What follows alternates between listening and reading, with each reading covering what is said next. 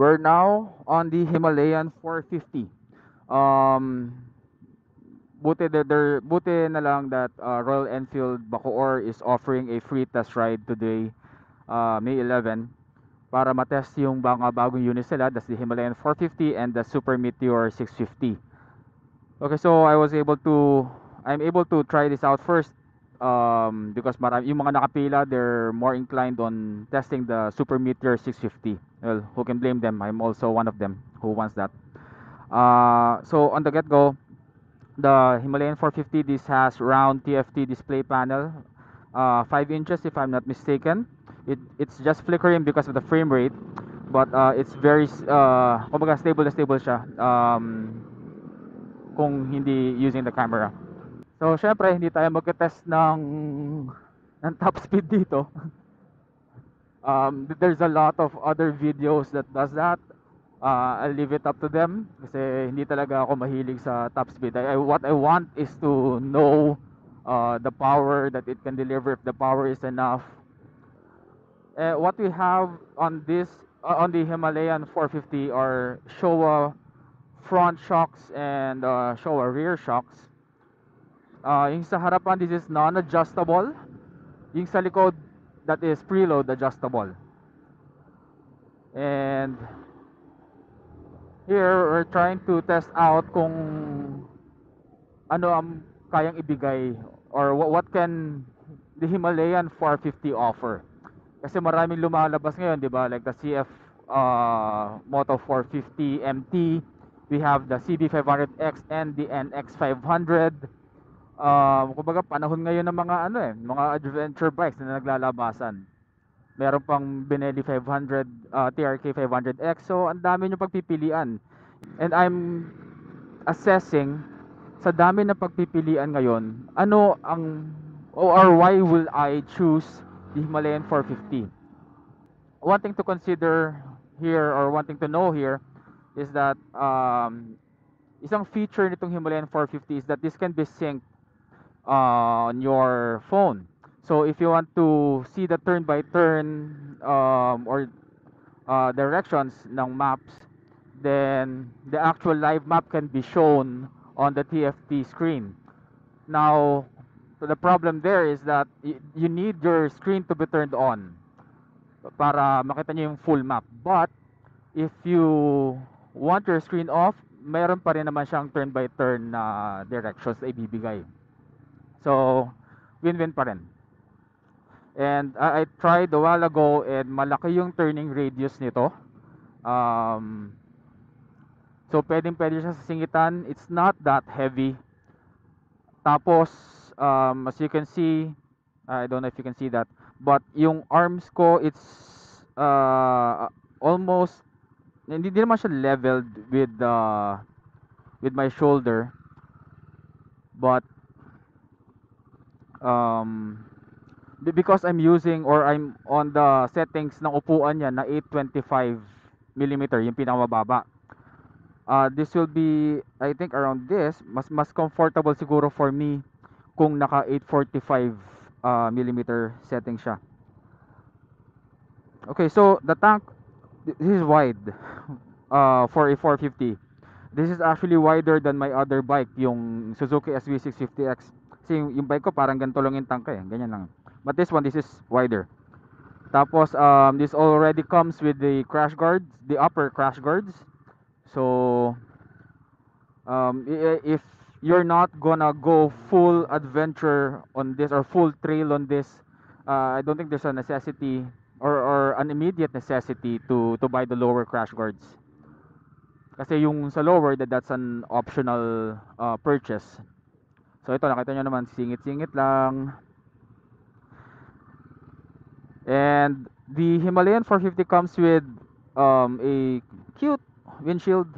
It's not that high, but it's just there, parang 2 inches above the TFT display. Smoke ang color ng windscreen niya. And here I'm just testing again the capabilities of this. On first year, gusto malaman lang kung ano ang kaya niyong ibuga, ano sa second gear hanggang saan, but I'm not here to test na top speed. Marami nang gumagawa niyan sa iba. I'm not really into top speed, so I'm really sorry about that. Gusto ko lang malaman na if kung dumating yung time na mangailangan ako ng power, kaya ko ba siyang meron bang ibubuga or meron bang ibibigay itong Himalayan. Okay, so the reason why I'm scouting for a mid-size adventure bike is one, because of the budget, two, because I'm again back to regular motorcycle touring. So nawiwili ulit.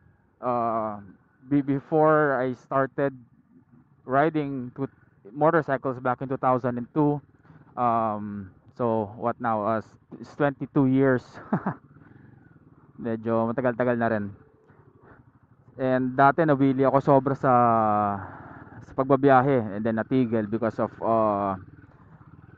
obligations. But now I'm back, so that's the reason why I'm considering this. And I'm not really gonna go full trail sa mga biyahe or full adventure. And that's one reason bakit I'm looking for something na fit for my personality, na fit sa mga riding style ko, sa mga babiyahihin ko. So that's why I'm regularly doing test rides and reviewing them. So ito nakita natin, although walang rough roads talaga or walang trail parks dito, but yeah, let's make our own trail dito. So actually typical Philippine roads lang naman to, so pagtripan na lang natin para matest ko anong kaya nito. Okay, so hindi siya nakakatakot idaan sa lubak. And this is what this is for. Baga built siya para sa ganyan. I've seen videos na tinatalon nila sa trails, and meaning to say kaya niya. And yung mga ganitong uneven roads, this is nothing nothing for the Hima. Okay, so for the features nito, if I'm not mistaken, this has assist and slipper clutch. Tapos this has dual channel ABS, front and rear. Yung sa likod na to turn off, but you have to be on full stop before you can turn it off. Okay, let's go. Okay, pagtripan natin. Oh, di ba? Hindi hindi ko nagagawa dun to sa isang motor ko. So this is also one of the reasons why talagang mabigat sa akin bakit I want to have an adventure bike also. Okay, so for the Himalayan 450, it comes in three variants. I think the first one is 339, and then 349, and then 359,000. Yun yung pagkakaiba nila. And pinagkaiba nila is yung colors. But yung kausap ko dito sa Enfield Bacoor, ang sabi is yung sa 359, as per the marketing department ng Royal Enfield, yung sa top of the line variant sila, it will come with tubeless spoke tires. Tubeless spoke rims, sorry. Yung mga nauna na nakabili ng Hima na top of the line, that's the Hanle Black and the Comet White, papalitan daw yun ng rims. So, di ba? Ganda ng after sale service nila. The power that this gives, hindi siya barubal eh. Hindi siya bastos. Kumbaga gradual yung power delivery niya, hindi siya yung nagwawala, kumbaga. And that is comparing to my other bike, di ba? Na yung isa kasi pag piniga mo or yung ibang big bikes, pag piniga mo, dapat aalalay ka talaga eh. Dapat alam mo paano talaga timplahin. But here, when I first rode this a while ago, sinubukan ko, piga agad. I mean, gradual yung yung power delivery niya sa Primera. Ah. So this is comfortable to ride on. Ang chill lang niya. Ganun lang siya. Upright sitting position. Um, what else can I say here?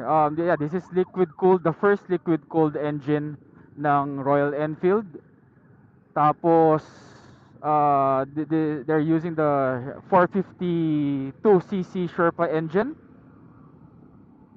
Um, yeah, naka upper crash guard na. Tapos meron na siyang rear, there's a provision for your carrier, for your luggage sa likod. And this is by stock, naka riding on Seat tires, 21 inches on the front, uh 17 on the rear if I'm not mistaken. Yeah, 17 on the rear. Tapos of course naka dual purpose tires.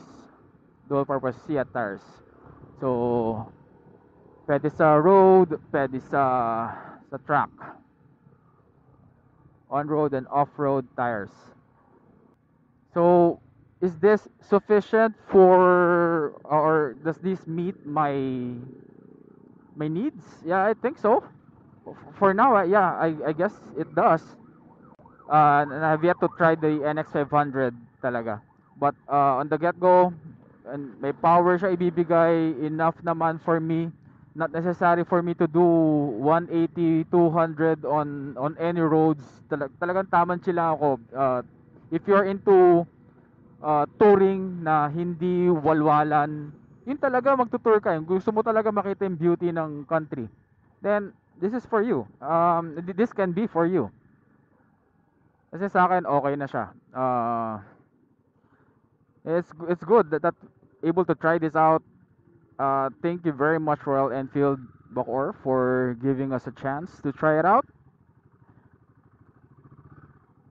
And at least now I have a full, not really a full experience, but a hands-on experience on this Himalayan 450. So guys, hope you like it. Yeah, pababa lang talaga siya. Yan, so talagang pag uh, sakto lang po. hindi siya sobrang bigat. Pag yun, alalay lang. So, ayan, makita nyo kapag naka side stand, it's angled like this. So hindi siya, yung iba kasi parang nakaganto konti. So ito, it's angled like this. So mas mababa siya, medyo mag-aalangan ka lang kapag sina-side stand mo na siya. And there, I was able to do a review before in the Makina Moto Show. And now, able to try it out personally. Have a good feel of it. So single cylinder siya, thumper sound. Yung nga lang, same comment as before, ang liit, ang cute ng muffler niya. Okay, so there you go it. So there you go it. There you have it. This is the Himalayan 450 that's on 452cc engine. That has 452cc engine. Naka bash guard na siya. Upper crash guards, meron na siyang grab rail with provision for the luggage. There. Okay, this is nice. Okay, so hope you guys like it. I do. I'm really considering this. I'm just waiting to try out the NX500 before I make a final decision. But yeah, this is really nice. Okay, so hope you guys like it. So sana nakatulong tong video na to if you're considering making a purchase, or if you're in the market for beginner friendly adventure bikes. Ayan si sir, magka-try out din. Okay, so guys, thank you very much again for watching. Have a good day. Ciao.